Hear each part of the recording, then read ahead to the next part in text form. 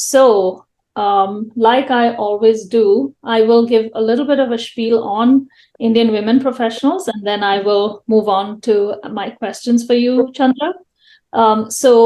Like I always say, Indian Women Professionals is a group meant for Indian women, helping other Indian women with career choices, mentorship, and leadership. We aim to influence people to think critically about their career and reaching their fullest potential. It's almost a personal mission for me to encourage other women to want more from their own professions, I would say. We are interviewing Dr. Chandra, popularly known as Dr. CeeVee. I am going to read out all the different hats that she wears. I'm sure I'm not going to cover everything. So, Dr. Chandra is a person of many diverse talents. She's a Fulbright postdoctoral fellow at Stanford, a serial entrepreneur, founder of a nonprofit, a social scientist, a success coach, an influencer, a movie director, poet, speaker, and was at one time even a radio jockey. The tagline for this meeting, I said, is learn how to be a badass. Okay. And I think that very first conversation I had with you, I was like, this woman is a badass. I mean, like, tell me about it. Right. So I want to start right at the beginning. And you gave me a tiny little hint saying that. So my question is like, what leads you to be so fearless? Where has that come from? How has that evolved? Tell us a little bit about where you started. Firstly, thanks to Priya for inviting me for this small gathering and, for this session with all of you. How did I become fearless? Being fearless starts when you face all kinds of barriers and fearful situations first. You cannot do anything else than being fearless. So that's the option for you. That is what I feel. As a young girl, as a young child, when I was born, like all of you itself, I was born in a generation where I call this generation as a sandwich generation because my mother and probably my grandmother belonged to the 100% patriarchal society. The one thing that she instilled me compared to other peers in my age group at that time probably was, so my mother could instill in me as well as my sister the importance of being independent, taking responsibility of your own life, taking decisions by yourself. So all those things came probably at a young age, despite the fact that the society and people around, including my schooling as well as including everybody else, wanted otherwise. They always want someone who is meek and submissive, who doesn't answer back, who is like a nice girl, nallagutti, So that kind of an image. But I was never like that. I was always being reprimanded for being, a little ahangari in Malayalam, in English, arrogant. So I was always told to be, don't be bossy around. What do you think about yourself? These are all the comments which I have heard right from my immediate circle. Now I think it is because of that, situations, probably I became more fearless. And I think I'm free from all the unwanted. Anyway, they have judgment about me. So why should I worry more? I can do whatever I want now. And I can do, I don't have to fear anybody else. Anyway, they have judged me as a bad girl. So it's okay. Let me do whatever I like. Or I don't, I don't do anything so-called, illegal in the country. I don't own a gun. I don't shoot anybody. What I'm trying to let you know is that, doing good things in life, sometimes others may think that it is bad, but that need not prevent you from doing what you want to do and how you can be. Probably much meeker and submissive, good girl, trying to be a good girl kind of a person, though always I was branded as a little outlier. But I think that is perfectly fine. Looking back, only because I have been an outlier, I am able to do all of these things. So I consider that also as a positive thing now. You've started just like every one of us was with school and college and all of that. And then you went on to become somewhere in between. You mentioned that you became a radio jockey. The reason is that nobody gave me job, and I was, just to give a background of my childhood, my education and my career journey. I finished my schooling and college and everything in Trivandrum. And after that, my MBA, I wanted to do MBA at that time. long time back. It's almost 20 years now. And at that time, when I wanted to apply for that itself, my father and mother, my mother was little okay, but my relatives, my father, everybody, they all said, "What is MBA? What does that mean? It is a BA. No, no, don't do that." Then, but I actually, wanted to do that, and there was only one college which I really aspired for. And unlike today, there are thousands of colleges. In those days, it was only Cochin University. And moving away from Trivandrum to go to Cochin itself was a no, like, go, how can a girl go and stay there? She will be she'll get spoiled, as in our culture, so such things were there. But once I got the admission, so I set it as a goal, and I said I am going to get an admission. And it was very tough those days. I finished all the exams and everything, and I cleared, and I got my seat. When you reach in the second year of degree itself, your alliances have started already. I had proposals from petrol bunk owners, I had proposal from doctors, Gulf people, and so many kinds of proposal already coming in, trying to be more independent and trying to take charge of my life. So I got this admission, but while I was doing this program, I actually fell in love with a guy, or rather, he was behind me, and then I also said yes, and then we decided to get married. And it was all very fast. Like in the third semester of MBA, I got married. At that time, I didn't know what is marriage, what is even sex, or how to make a child also. I didn't know anything. And then I ended up marrying a guy who was much older than me. And for him, he all he wanted was a nice wife who wants, so that he can take care of his needs, or rather cook and, take care of the typical, man, all kinds of needs that is being taken care.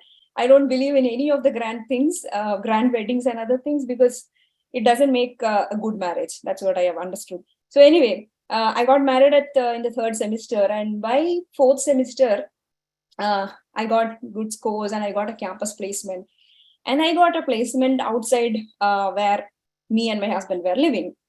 So initially, for 6 months, 1 year, I somehow worked in that position. In fact, my job was very good. I got a campus placement, and those days I got a very high salary, 20,000 salary.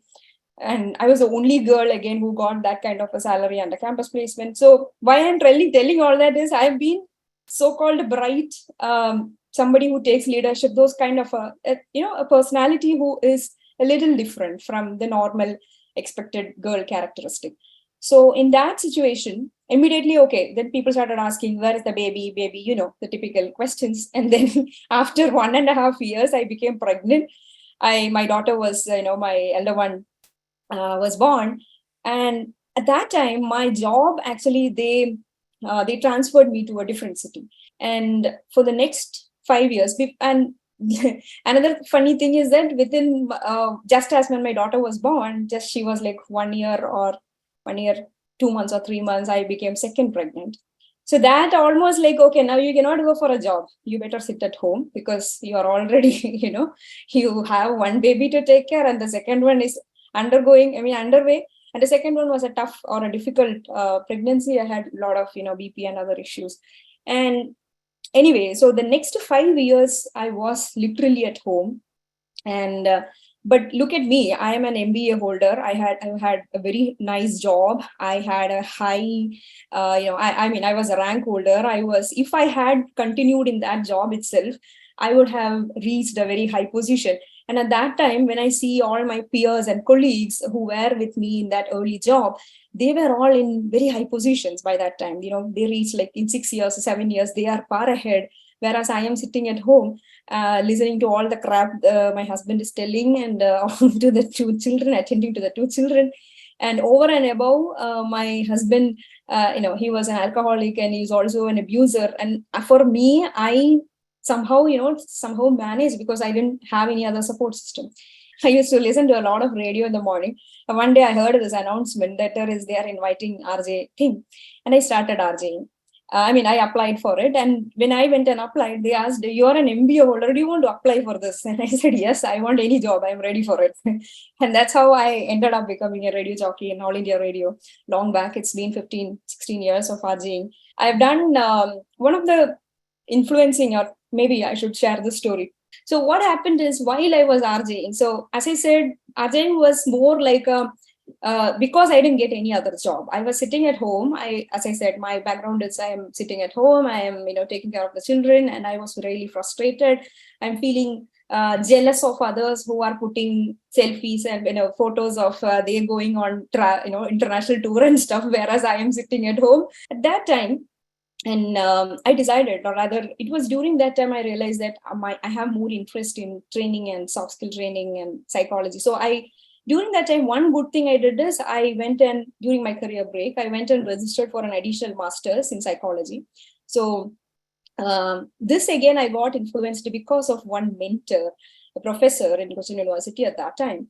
And I used to go and assist him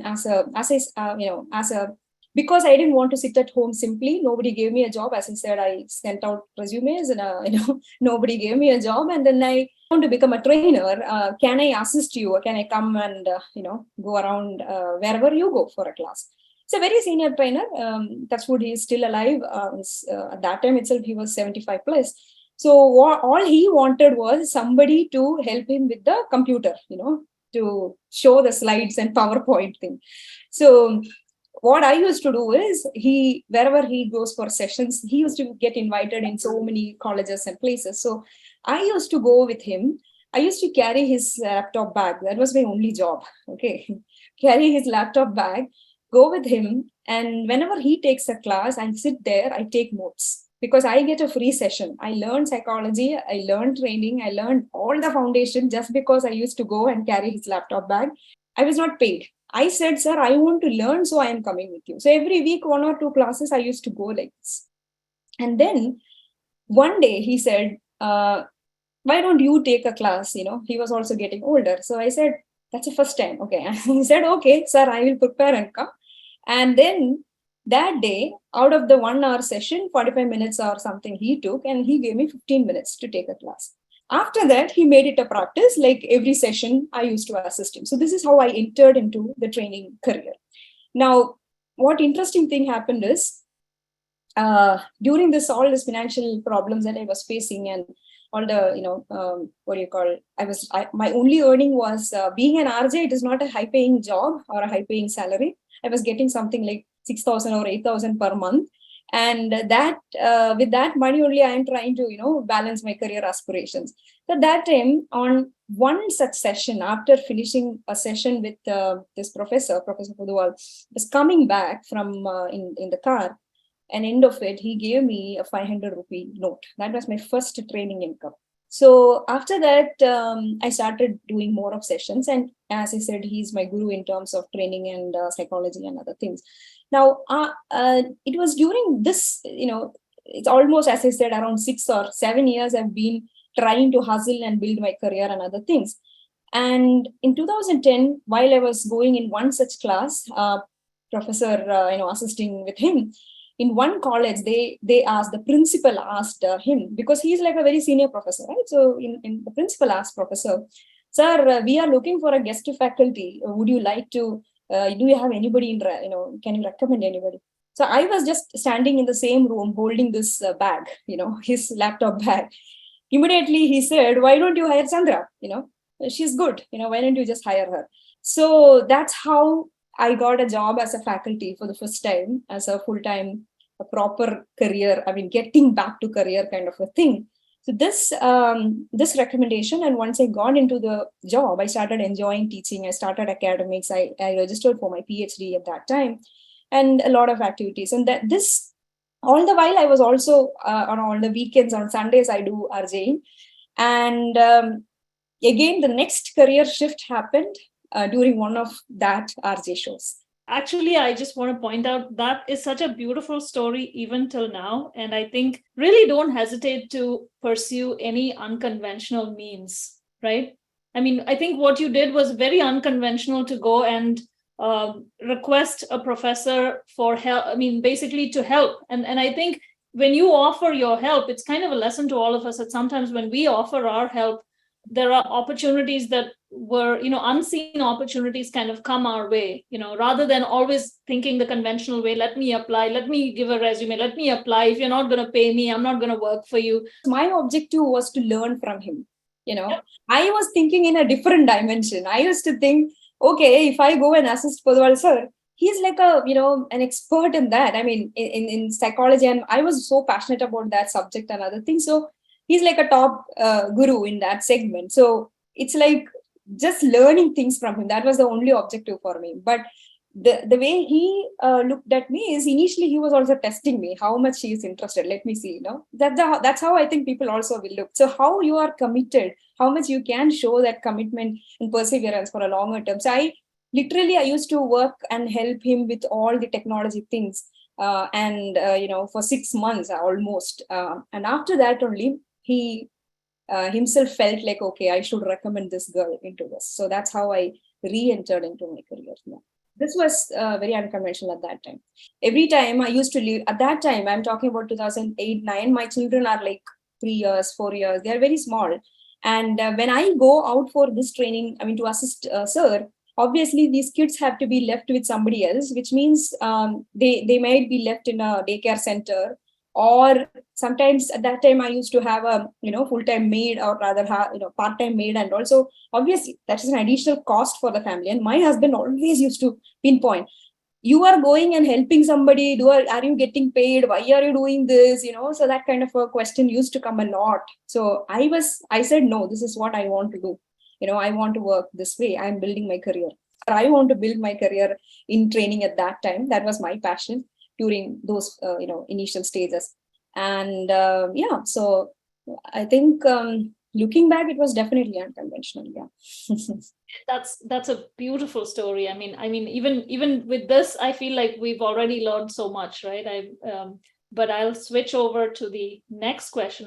Now, the twist in the story comes when one day you were RJing and you were interviewing someone, and then what happened?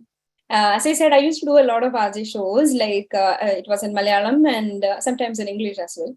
So I used to do a lot of, so I only conceptualized that we need to have interview shows. Most of the interview shows in radio or in television, always, those days especially, nowadays it has changed a lot, but those days it was mostly about film celebrities, and the film stars, they'll come and you'll ask, what is your favorite food, what is your favorite color, and all those kinds of questions, and when are you getting married, what is your ideal husband. So these are the only questions an RJ has to ask to a celebrity. But I said, I want to do something different, and I proposed to my producer that I want to interview entrepreneurs and people who are successful in different domains. So I started a series, and I have interviewed various other senior entrepreneurs and such people. This is again 10 years back. So it was, I think, 2011 end. I got this opportunity of interviewing Mr. Jose Thomas at Choice Group.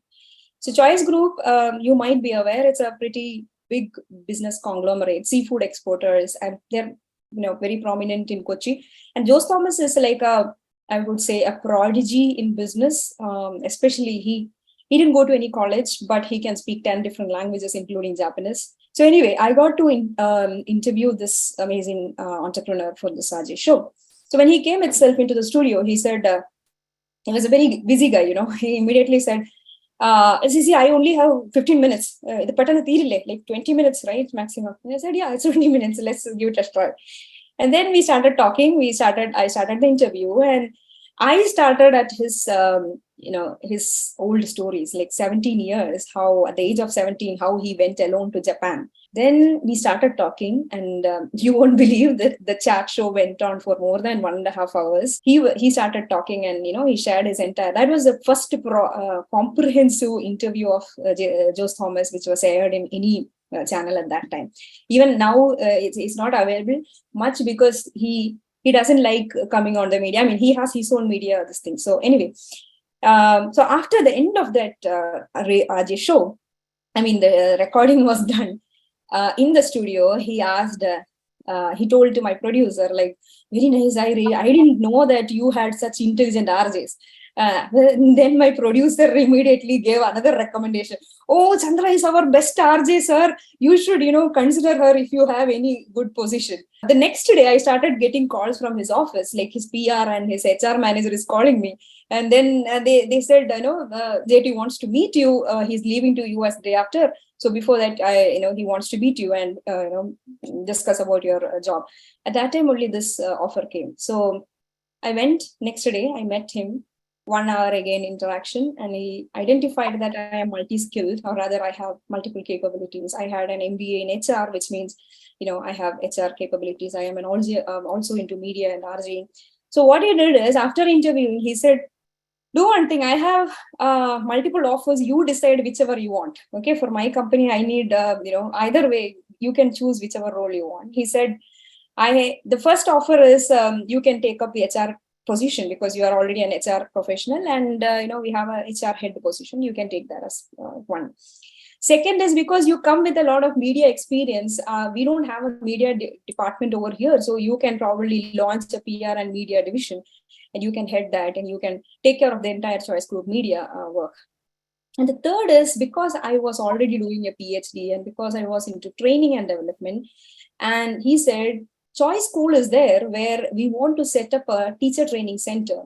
So if you can head that, you can become the director of that teacher training center and establish that Choice School teacher training institute. This was the three offers. And then lastly, he said, there is one more offer, but I don't know if you can handle it. That is to become my executive assistant. I am hearing that word for the first time. Okay, I have not heard that word before. And I asked, sir, what is this executive assistant? But then he's like, it is more like assisting me in taking all the executive decisions related to all my ventures, which includes, all these 5 different ventures. And I am also looking at establishing a couple of ventures outside. So basically, you will be part of all the board meetings. You will be helping me in appointments and everything. Choice Group, how, from a dollar perspective, what would you say? I mean, I guess I'm from Kerala, so I kind of know Choice Group. I know Choice Towers or Choice School, and they have schools in the Middle East. What is just to give the audience here a perspective of how big Choice Group really is and how big that challenge was, right? As executive assistant, managing all the different.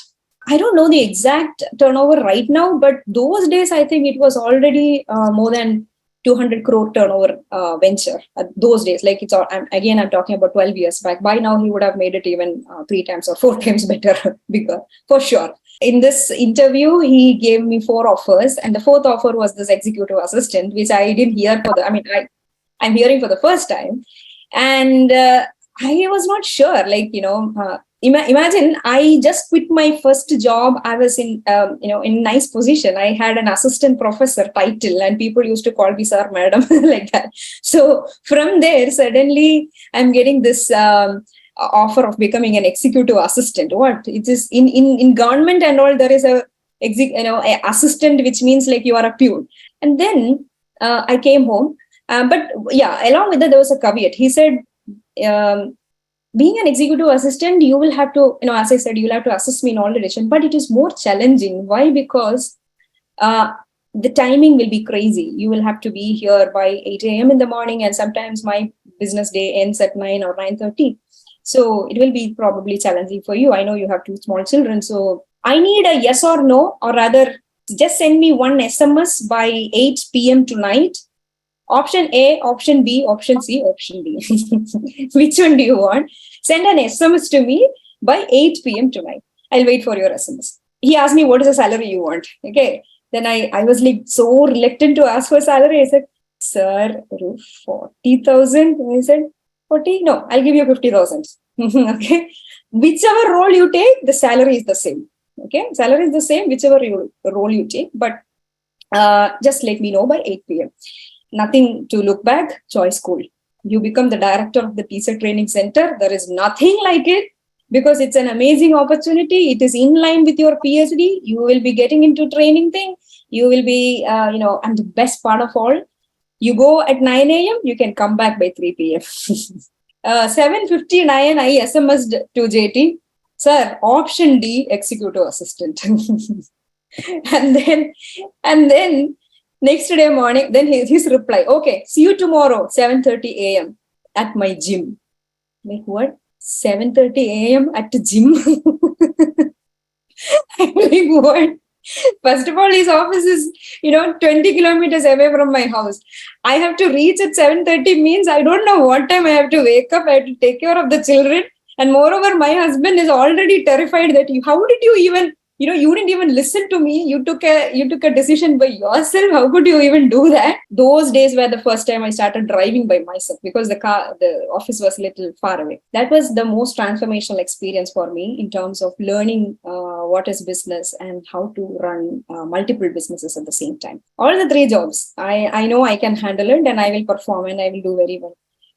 But there is one thing which I really want to do in future in life, and that is being an entrepreneur. And I think if I work with you as an executive assistant, I can become, or rather, I can learn how to become an entrepreneur. And it was a tough training to work under him. He is a very tough boss, and I really appreciate him for being that tough boss. As I said, 7:30 a.m. means I have to be there at 7:30. He will be there already 7:29. So that's how he was.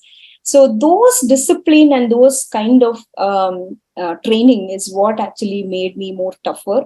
And also, as I said, it was like a live learning playing ground or an experience ground for me to learn about business, which I always wanted to do myself. So that way, I again, as I said, I have a Manasika Guru in JT because he is the one who instilled in me this concept of thinking big, setting bigger visions, and working on, as I said, managing multiple business. That's something which I learned under him.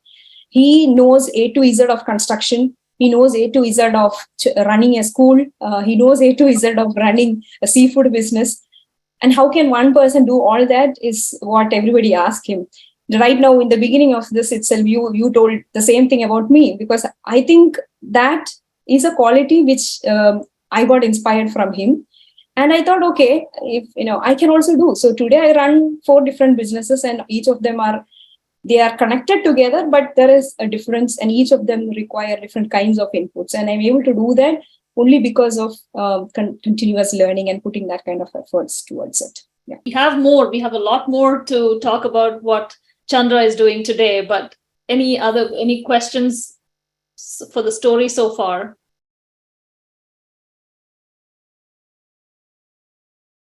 So yeah, I had a maid. I actually put a full-time maid, and that's something which I always tell. Behind all successful women in India, especially, you have to attribute it to a maid. So for me, what I did is, even when I was earning 10,000 rupees as a salary, I used to pay 8,000 rupees to a maid.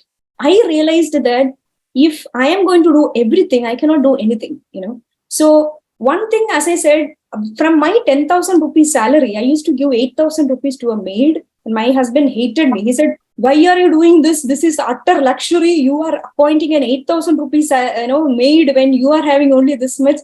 And I said, no, because I'm building my career.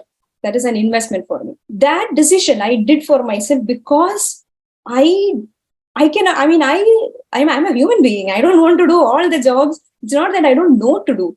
All the maids who have worked with me, I think in my 20 years of marital children life, at least around 10 or 12 women have come and gone.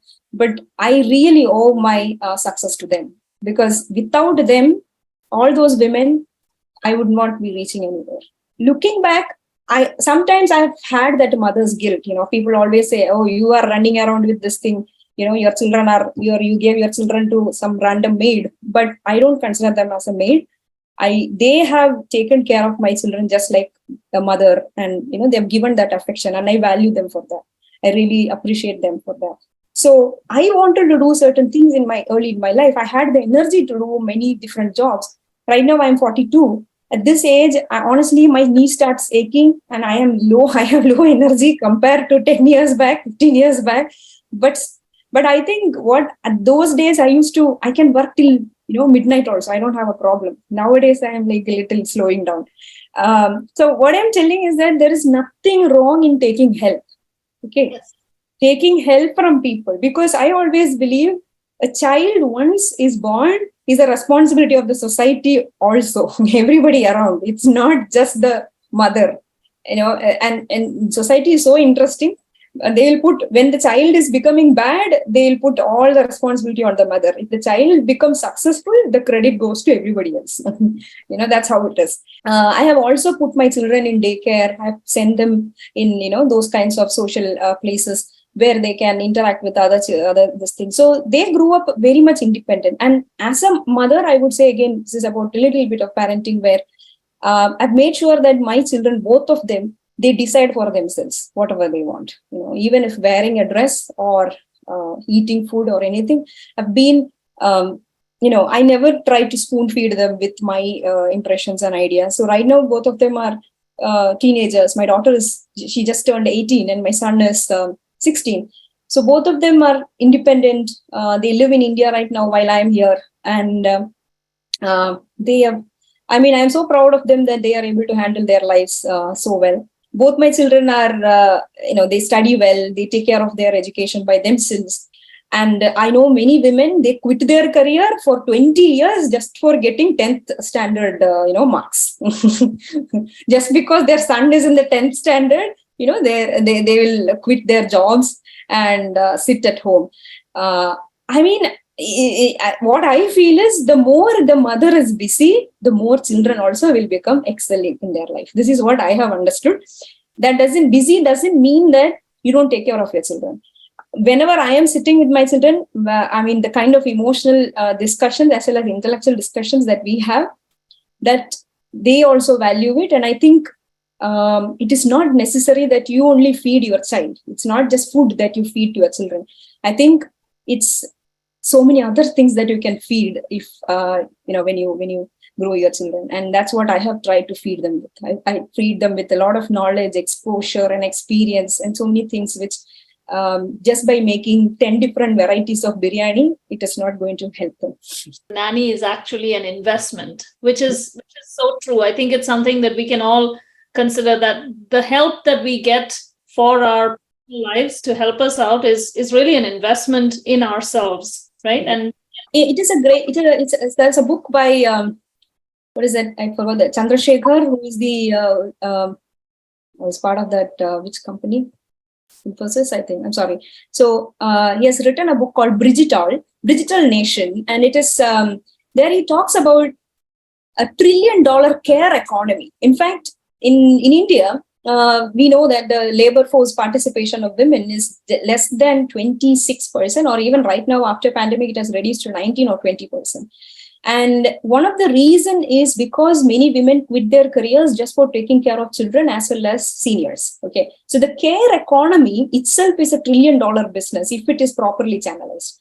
For example, if I as a woman, I want to go for a job, that means I give an employment to another woman and that woman's family. So most of the maids or nannies who have been with me throughout these years, they also had their family and they came for that. That helped them to live a better life, right? So I think there is nothing wrong in taking help and paying and getting things done with the help of others. We shouldn't feel any guilt in that. Ever you came into a situation where you were treated like you're being selfish? Call it a self-love, They think that it is selfishness, but I think it is self-love. Unless, see, am I looking smart? Am I enthusiastic? Am I good looking glamorous? I am smart, right? At this age, how many 45 or 40 plus women can you see this smart in our country, in India? The moment you become 30, you are like, given up. It's like you're towards your old age now. Stop doing everything. They are. Women in our. I was also conditioned like that. In fact, there is another interesting story. At the age of 20, why I transformed my body. In fact, I made an Insta reel based on that today.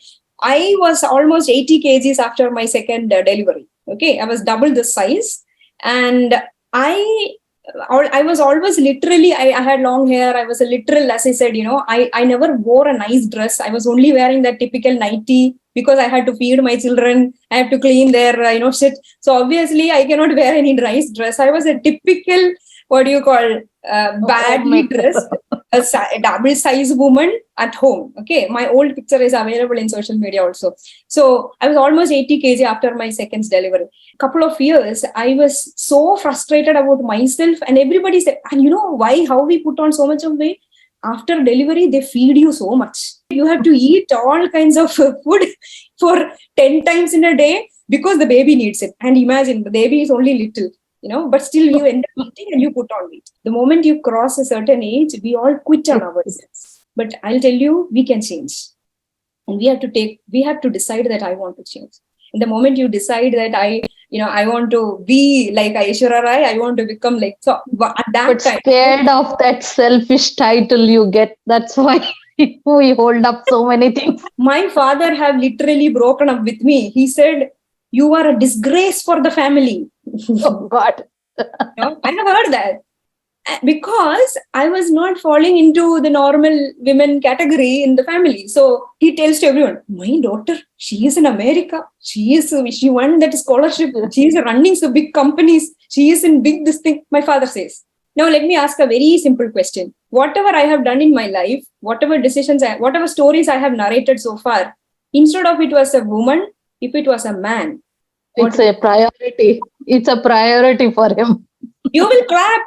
That's like Rajinikanth movie. You will sit and clap. Oh, mass. So I mean that is the problem with our society. We are so gender stereotypical that we expect women to be of certain box or other things and take certain kinds of lower, or rather I would say not lower. I would say it's more responsibility, but still they want us to be submissive. They want us to be in a certain mold. And if you try to go out of it, you become selfish and selfish thing. But I'll tell you, I am so happy that I took so many decisions which I stand by it right now. And it is a license. The moment they quit, it's a good thing, I'll say.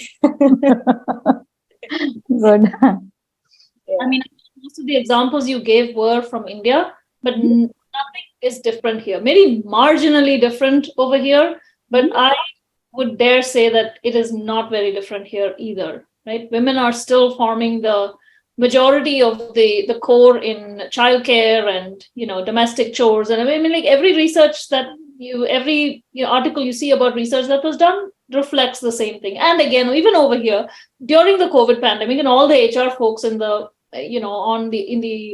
among the listeners can attest to this, that it is the women who quit. So talking about your social entrepreneurship, you went on to create a platform for artisans. Is that right? My nonprofit, which is you can see the screen over here, Prayana is my nonprofit, which I started. So I first started in 2017. No, before that itself, my entrepreneur story. 2013, until 2013 end, I was with JT working for him. As I said, I was his executive assistant. I was managing. I had a nice chair. I had a nice cabin. I was, in a very good position, 50,000 salary, which got increment to 55,000 over the next 3 years. I'm earning so much of money. I'm living a luxury life. But suddenly this problem came inside me. What is this life? I'm not having enough. There is nothing. It's getting boring nowadays. The same thing I'm doing every day. It's boring. And I became a comfort zone. In fact, I put on more weight by eating a lot of food there. Then I realized that there is something wrong with me. And 2014, one fine day, I decided that I'm going to quit and I want to start something of my own. So I said bye-bye to JT and I put a resignation letter. And I said, I am going to start an HR consulting, HR recruitment firm. So I invested around 2 lakhs for buying the laptops and everything. I took an office. I hired a set of people. And then I said, okay, this is my company. 2014. At that time, I met a friend, a woman. She was my previous colleague in the college. So she said, I also want to join you. So we both started working together. However, that partnership did not go well as I intended. There was a lot of other issues. 2014, as I said, I invested so much of money. I had the team and everything. I thought I am going to become a billionaire the next year itself, because I learned everything from JT, and there I was dealing with millions. Every day, money is coming in millions and, my salary is also there. I am dealing with millions of dollars and, INR, I'm seeing all the financial statements and everything. So my mind is already oriented to millions and, thousands and other things. The moment I got out of that position and I entered into actual business, I became zero again. I had to start from the ground, I am not already in a power position. So all the relationships which I had built and the network that I had built while I was with JT, I thought that they will all help me. But yeah, initially they will say, "Oh, Chandra, very nice. Oh, congratulations. Very good. Well done." After that, there is nothing. Okay. So, what ultimately happened is in 2014, I started this business. Two things happened. One, my partnership failed. That was a big blow. Second, my business also failed. I lost a lot of money. 2015, I had a startup idea, for which I didn't have money to start. So what I did is I went again. This is another interesting story. And then Kerala at that time, the word startup itself is not in place, and I went with a tech startup idea, and that's where I met Prashantini also. So I went with the tech startup idea, t4trainer.com, which was like a e-learning platform. If it was alive by now, it would have been, bought out or acquired by Byju's. Byju's is the $1 billion, but now they are in a fix. But anyway, I would have become a billionaire if that platform was actually there. But what happened is, I was incubated in a startup warehouse in Cochin at that time, and this startup mission or any other support system is not there. No women startup support system, nothing. I was the only women startup, and probably there were other couple of startups. And my company I used to hire a lot of girls at that time. I had 11 team members, out of which 9 were girls, 2 boys. And we were all, having fun and working, and I didn't have money. Nobody invested in my company. I used to go and pitch everywhere. All the angel investors used to ask two standard questions. One, why is your husband not involved in your business? Number 2, you do not have a tech founder. You don't know anything about technology. How will you run a startup business? So for both these questions, I didn't have an answer, and they didn't give me any money. This, again, I'm talking about 10 years back. So then nobody gave me money. There was no women support system. There is no women, encouragement system or anything. All they do is discourage. Anyway, 2015, I'm laughing and telling all of this because these are all fun. At that time when I'm undergoing, please understand, it was a very tough journey, okay? But now I'm telling it as a joke. Anyway, so 2 years I literally struggled. I used to work 24/7. My only dream is to build my $1 billion, startup in T4, in technology training. And then I'm working on that in 2015 to 17, that time. So I didn't have money, as I said. And you know what I did? I went and pledged my house for taking a 10 lakh mudra loan. My husband didn't know that. I mean, he knew, but he thought that I will make money and I will pay. But I failed. I couldn't pay. I couldn't pay the EMI. I couldn't pay the rent. And what happened is in 2017, above all of this, as I said, I was incubated in a startup ecosystem, in a startup incubator. And in that incubator, they had a period of 1 year. After 1 year or 1.5 years, you will have to move out of it. That's how it is. So they were giving not a free, but there was a very nominal rental. And the advantage with that, it's inside Info Park. Info Park, as you know, is like a very prestigious place, going into there. So all the girls used to come there just because they got a job in Info Park, and the salaries I used to pay was very low. Okay. So for that, I am getting these girls to come because it is in Info Park. And anyway, so they used to come and work for me, and the business was actually shaping up, but nobody gave me any business mentoring. What is the revenue model? What is freemium model? What is subscription model? How you can earn money through an online platform? Nobody gave me any mentoring. I didn't have any idea. All I had was, I want to disrupt the training field. So this is the software that I have built, or this is what I want to build. This is the MVP. In fact, my software was very good, how we built it and all. But I didn't know how to, sell and make money out of it. And we were facing, financial crunch. And that precisely, I think in early 2017, over and above this incubator, they asked me to get out of that space because, your time is over. Your incubation is over. You have to get out of the space. Then I was, running around for a space, and I understood my bank balance is reducing. I only have, 20,000, 30,000 or something out of the 10 lakh. And then moreover, I don't have a space to go. If I take an office, I have to furnish it. I have to invest a lot of money. I didn't have money. And I went around and I found a space, which was like a small, a cubicle kind of a thing. And my team members, the girls, as I said, I had 11 people. When they saw the small office, they did not like it. Okay. And when I was actually sent out of this place, I wrote to the CEO of Startup Nation. I wrote to the CEO of the Info Park. I wrote to the IT secretary in Kerala at that time saying that, see, I'm a woman startup. I'm giving employment to 9 girls. Please consider me. Give me some extension in that place. I don't have the money to, this thing. They all gave a single line bureaucratic response saying that, unfortunately, we cannot take a decision. That is NASCOM Startup Warehouse. They have a different thing. You please approach the manager there. That's all they could do. And what I was standing, on the roads with these people with me. I didn't have a place to go. And that was the scene to, or rather, that was when I actually utterly failed, I should say.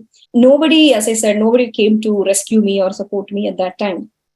I didn't have any idea how to move forward. Those days, work from home concept is not there. Now we are all work from home, but those days work from home concept is not there, and you're supposed to have an office. And if you don't have an office, that means the business does not exist. So that's how people will, interpret. So 2017, June, July, I was undergoing a depression. I was at home, but somehow you want to survive. You will be struggling at that time. Through all this business network, I had met a gentleman. His name is Gokul. Gokul Alex is, at that time, he was working as the R&D head of UST Global.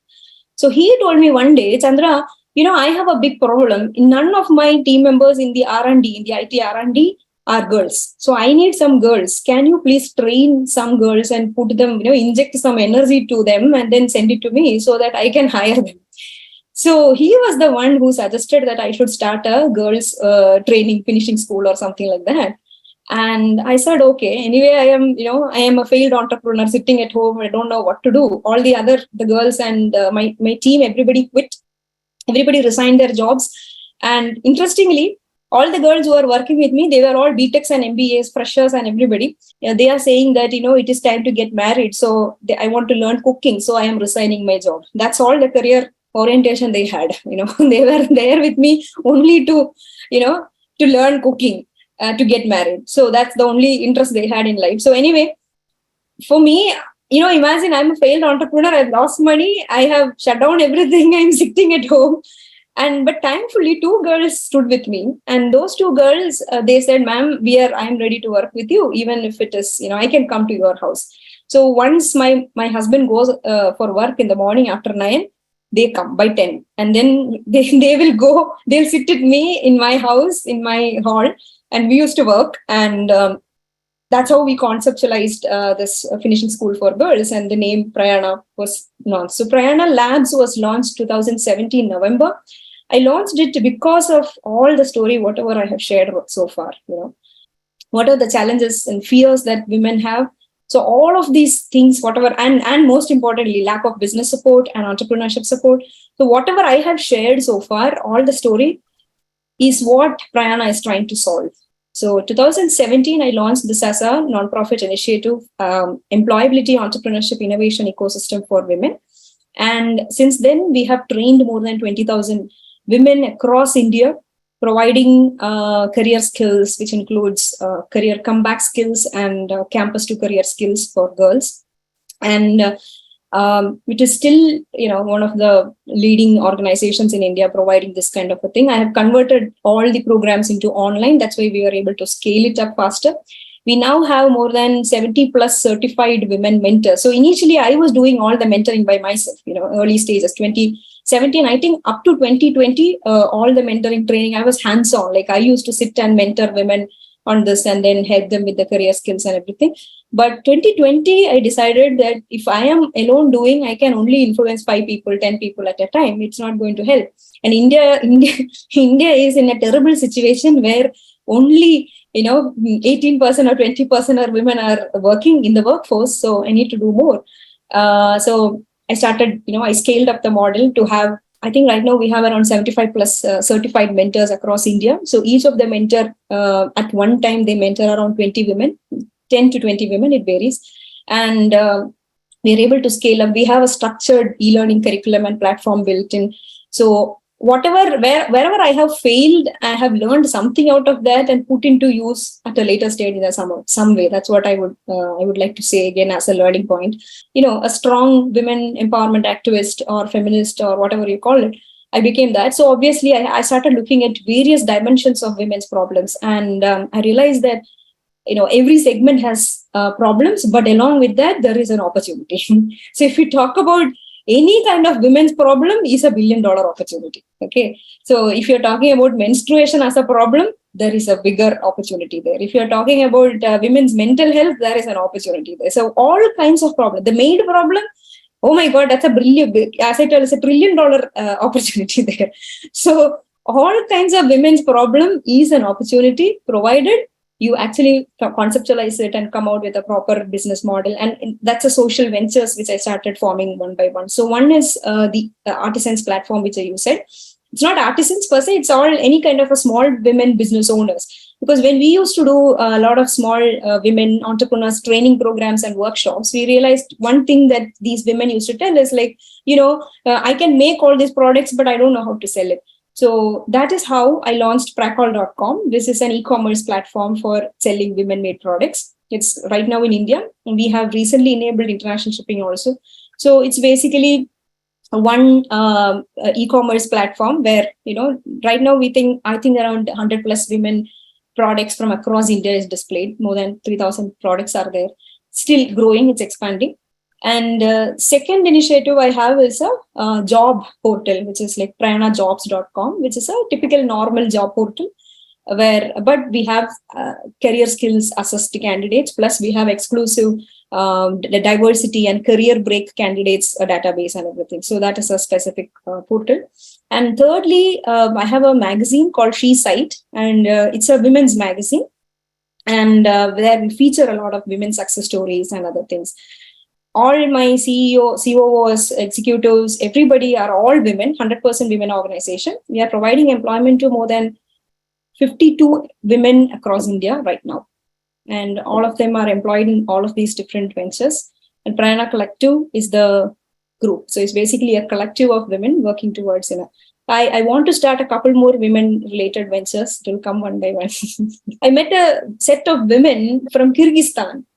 I had gone as a keynote speaker in one event over here in California. So then this set of women, 5 or 6 women, they invited me for a coffee, and they said, we want to do the same thing what you are doing in India. I was like, what, Kyrgyzstan? I am hearing that word itself for the first time. I mean, that country. I don't know anything about that country.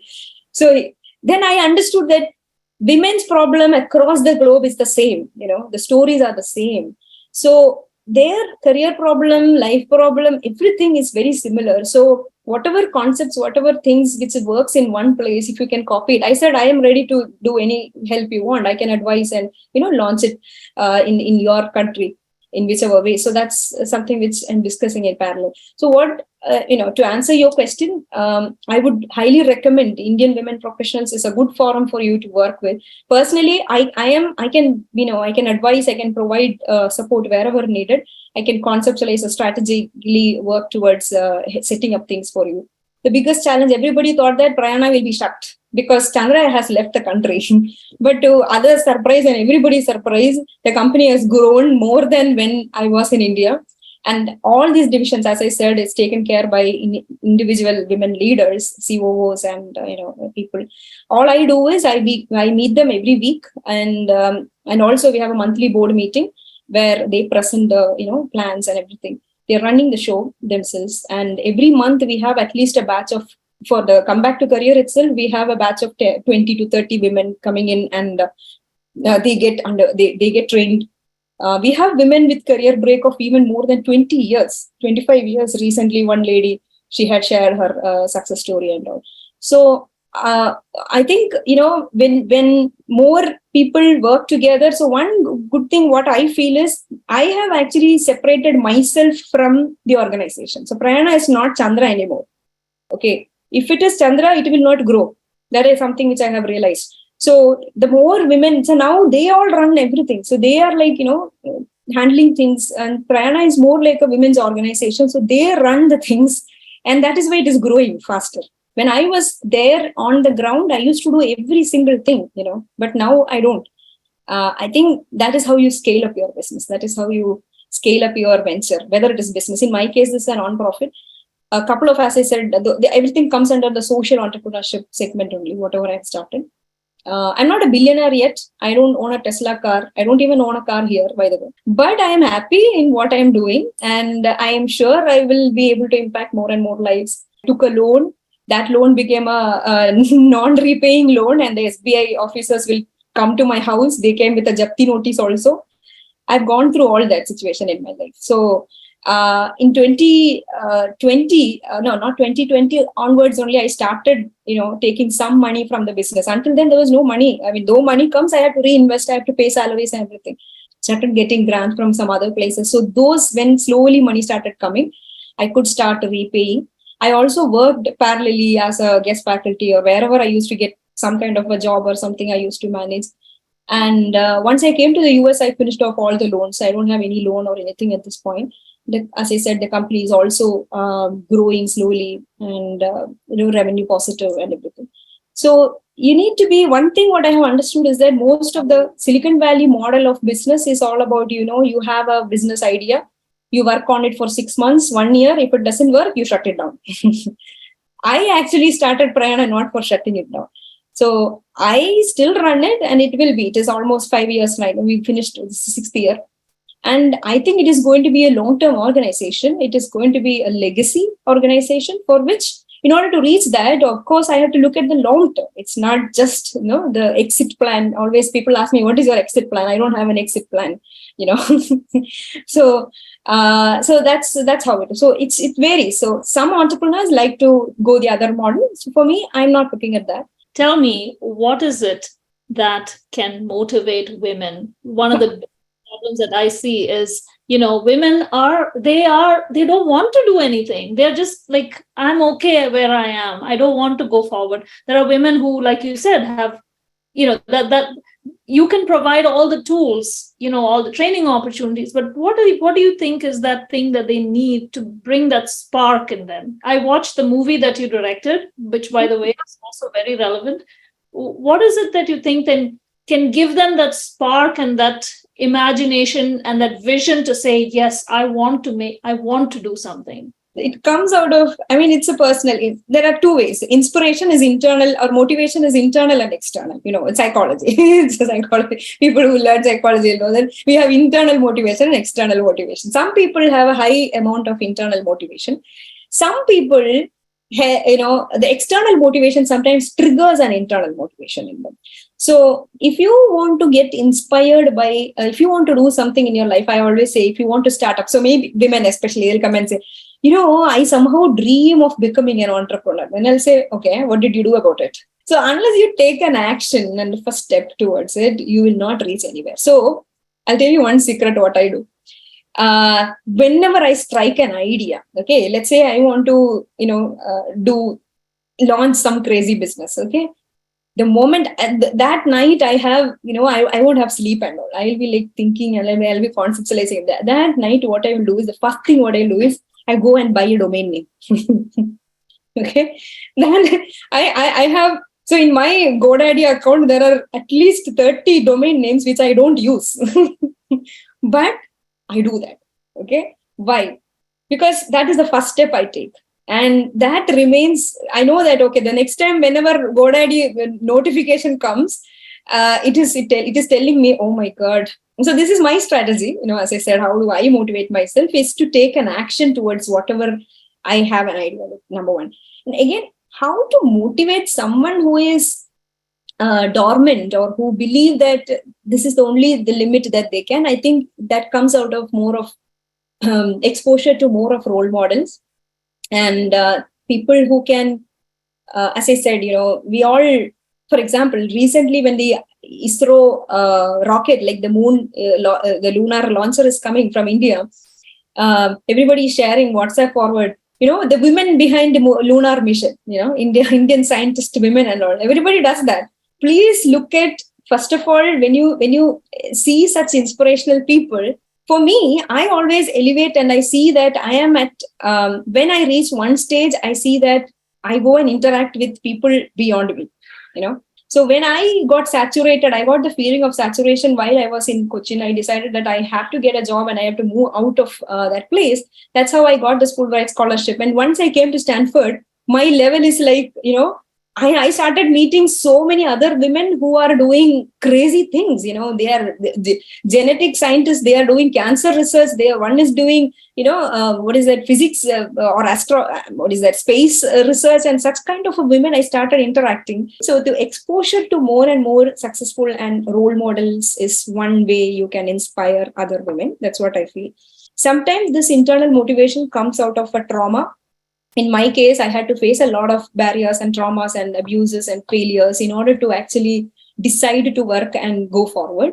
But sometimes some external motivation helps. So that is where the role of a mentor comes in, or a coach. You know, in sports or in any domain, if you have a coach or a mentor who can actually push your limits, you know, that helps a lot. So that is what I do in my organization. So when we have women who come with no clarity or clueless, who have never worked before, and such kind of a people, we have this, you know, peer support and a mentor support who actually, you know, we try to push their limits. You know, why don't you give it a try? We give that support ecosystem, that positive motivation and reinforcement. That actually helps, you know, to continue performing. I'm glad you said, you know, inspire yourself by meeting people, meeting other people who can motivate you. And I hope that this forum is one of those things that can motivate others. Any forum for that matter, any women's forum will motivate more women. And also any other forum, any good forum, inclusive forums definitely motivate. I think women should talk about their professions and about work and about their professional challenges, and make that a norm rather than, you know, all the other social aspects of our lives that we talk about, right? Like, because I know that men talk about work very regularly, and it is not deemed something like showing off or anything of that sort, right? Men do it all the time, and they're completely accepted for it, whereas women somehow don't seem to want to do that. Yes. Guys, any questions for Chandra? If you guys can like unblock your cameras and say hi and thank her, that would be great. But any questions, first of all? I hope I didn't put them to sleep. I don't think so. Not at all. Not with this call for sure. I have recently started posting reels on Instagram. Every day I'm posting 1 or 2 reels. Just small 1 minute, 2 minute videos on various aspects related to entrepreneurship or, you know, leadership or women thing. I'm trying to do that. We talked about so many other aspects. You know, how did you find partners who matched your ethical considerations, advice for Indian women in America? There were so many other things that we wanted to, but it's important to hear stories, because it's through those stories that we find connections and we are able to, you know, improve ourselves and kind of relate to others, right? Lastly, I am actually moving out of US. I will be moving to Australia in the next year. I got an offer at Monash University to join their entrepreneurship faculty. Wanted to, you know, I mean, there are 2 reasons. As you know, in US, getting a visa and green card and all is going to take so many. It's a big challenge. So I thought, okay, I've been separated from my children for 2 years now. So I thought, you know, if I take up a university job, I can work there and also put my children together there.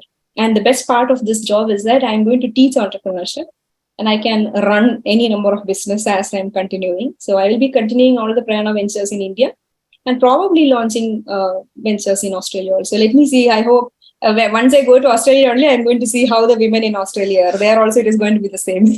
You might have been in circumstances which are probably similar to a lot of people, but it was all about, and what the one differentiator was your attitude towards a lot of things, just probably driven by your thirst to learn and grow and make something of yourself.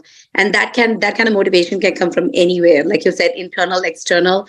But the fact that you actually opened your hand and said, yes, I'm ready to receive, that was a big thing. So for me, that was a huge moment of, aha, yes, everyone needs to have an open mind. You never know where the next opportunity might be coming from. Some people used to tease me and laugh at me just because I am, you know, going. People say that, you know, oh, she likes to show off. That is why she's always on the stage.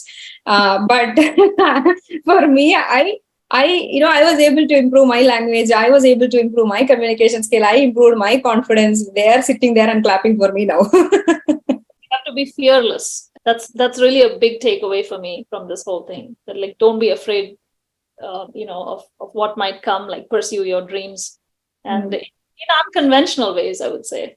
How many of you watched Barbie? So my dream yesterday, I was telling to my office, I said, my dream is to make Prayana a Barbie world, Prayana's own Barbie world. So, I mean, women can do if they are given that ecosystem and flourish. I think it's all about collaborating and supporting each other. The moment women cherish each other, support each other, nurture each other, and, don't feel jealous of each other, so many things can be done. And so many changes can be done in the society also. I heard where you mentioned the patriarchal society where a lot of things were different. For myself, I knew how to fight. I knew how to demand what I want. I knew how to say this is what is my worth. But I'm talking about someone like my mom. She's always been doing what was expected of her by the society and this and that. Right now, she's in a situation that she does not have all those entanglements. But I feel like I'm not doing enough because I see that she'll take 2 steps forward and takes 1 step back, and then 2 steps forward, and then sometimes 3 steps back. I see that she's a very, very hardworking person for her age. I would really love to get more tools or more ways of helping her see that more things are possible and not give up just because of her age or where she is or what her surroundings are. Try to make her interact with American women of her age. Okay. Don't send her to Indian women community. Yeah. She has been part of few organizations. Yeah. But right now, when I go to the grocery store, I give her the card, I'll walk away, make a conversation with the salesperson, I encourage her to talk. And I think that's where most of her confidence will come if she feels like she can communicate. And I think she's doing a lot better, but it's again her version of herself. That is what needs to change. How old is she? She is 63. Is very young. Only 63. I have a group of. Oh my God! I'll do one thing. Where are you based, by the way? Are you in California or East Austin? Austin. Oh, okay. So then, I can share a picture of a lady. She is 91. Okay. And she is a Filipino. Like, one good thing, like, this is another story. After coming to US, I landed here at the San Francisco airport. I don't have any friends. I don't have anything. I'm just coming with my 2 suitcases. I landed here. Thankfully, Stanford, they didn't arrange, accommodation or anything. They just gave us some rental addresses. There was a lady, an old lady, 70 plus. Her name is Linda. She's a Filipino lady. So she told, okay, you come to, this place. We have a room for you. So I went there and I lived with her for almost 6 months, the first 6 months of this thing. During that time, Linda introduced me to her set of women, old women or senior women. She doesn't like to call her old. Okay. So senior women, I also became part of that interesting community. In fact, I watched Barbie with them couple of weeks back. So all the women in that are above 60, 65 minimum, I would say, like 70s, 80s and 90s. The oldest one is 91. And the oldest one, 91, is the best, the badass of all. They drive their own car. They manage their children are, in different parts of the world. They manage their own things and they celebrate their life. So every month there is a party. So I think a social circle which support each other is very important. So this set of women, they go out on boating, they go out on, they go to the beach, they go to the party, they dance. I have videos of them dancing. All you need is the right circle. I think Priya started with that quote, the 5 people whom you surround yourself is what they determine where and what you become. Indian women, unfortunately, all their mindsets are similar. So it is very difficult to break that.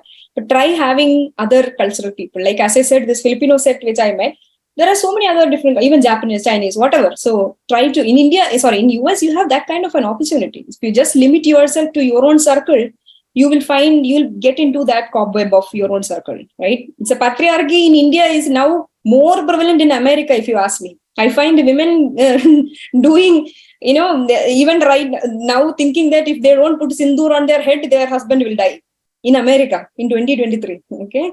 So such women are here. And unfortunately, they left India 20 years back, but their mind is still there. India has progressed far ahead. Indian women don't wear sindoor for their husband now. But here I see that more. So what I'm telling is, you need to break out of certain unwanted things. You realize that certain things are, meant to pull you down rather than uplift you. So what uplifts you, you have to find out and seek more of that. Yeah, I keep sending her all those videos where somebody at an age of 71 started a putli business and is running this. And it is, especially in America, I'm telling you, you people are so privileged. At least I would say we can walk around. I mean, of course, in America, you have the chance of getting gunshot, but other than that, at least you can go around safely, or people will not judge you for wearing a particular dress. People will not judge you for walking out at 9 p.m. Such situations are not here, at least, so we can do a lot more things compared to what others are in other parts of the world are facing. Women are being oppressed there. He said, yeah, but that also will change. Just giving a different perspective on it. But the point is, there women are in a worse situation. Women are facing so many different kinds of challenges across in different parts of the world. So compared to all of that, I would say we are in a much, much, much privileged position. We need to want more, and we need to want more for other women. Exactly. Right? That's really what I was hoping that, and I think with I hope everyone who listened to you today did feel that, that anyone can be a badass. It's a matter of not being afraid, right? It's a matter of not being afraid. Yeah. And thinking that this is only what I can do in my life, that's the first step, I would say. And of course, people will set boundary around you, the story of Ramayana. People say that only because Sita crossed the Lakshman Rekha, the entire Ramayana happened. If Sita didn't cross that, nothing would have happened. Right? So, no problem to cross the Lakshman Rekha. Well, thank you so much. And we will meet again soon. Thank you, everyone. Nice meeting all of you. You can you can follow me on Instagram. I'll just share Dr CeeVee. That's my Instagram. Thank you. Bye-bye.